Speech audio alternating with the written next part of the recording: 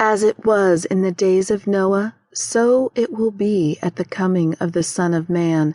Matthew 24:37. Chapter 1. Behind a well-bloodied altar, the high priestess stood ramrod straight, a razor-sharp blade poised above her head. Eliana matched the rigid posture, her gaze riveted on the glistening knife gripped in her mother's hands.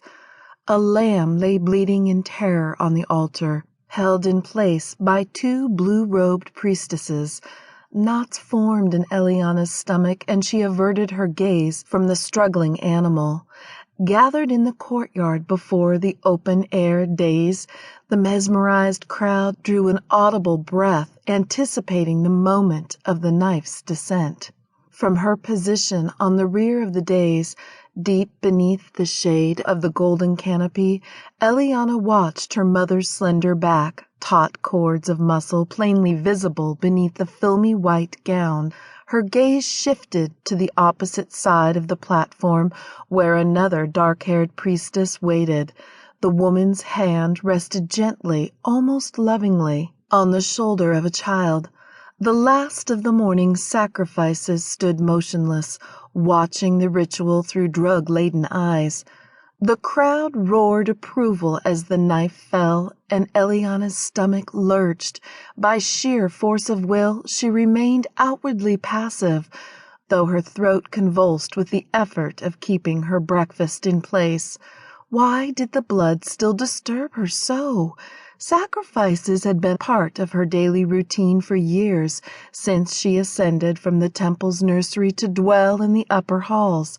High Priestess Liaden made no secret of the fact that she despised this weakness in her daughter, and that Eliana must master her squeamishness. She had no choice, for in only a few years Eliana would be called to take her mother's place at the altar. A movement among the masses caught her eye. A man dressed in farmer's trousers and a loose-fitting shirt turned away to push through the crowd. Before the people closed in and hid him from view, he looked once more toward the dais where the high priestess stood. Even from the distance, his distaste at the spectacle showed clearly on his face.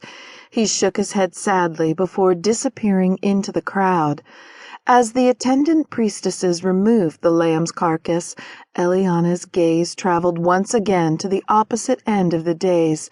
All hair had been shaved from the child's head, making the gender impossible to determine.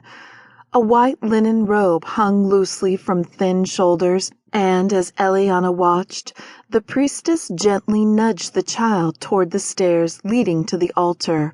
For one moment, dark, dull eyes locked onto Eliana's in an unfocused stare. With the speed of a lion attacking its prey, repugnance struck her like a physical assault.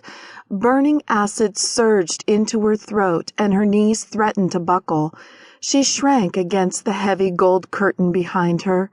One urgent thought pummeled her brain: escape before she vomited. If forced to watch one more sacrifice this morning, she would shame herself, her mother, and worst of all, the mighty god Cain. Though she would certainly be called to task later, Eliana slipped behind the curtain into the temple and ran. Breath burning in her lungs, Eliana catapulted through a side door that led from the temple into a secluded corner of the public gardens. Bright sunlight assaulted her eyes after the dim lighting of the temple corridors. She stopped on the cobbled walkway to recover her breath, inhaling deep draughts of rose-scented air to clear the stench of sacrificial blood from her nostrils. In the distance she heard the roar of 100 exhilarated voices and knew the final sacrifice of the morning had been performed.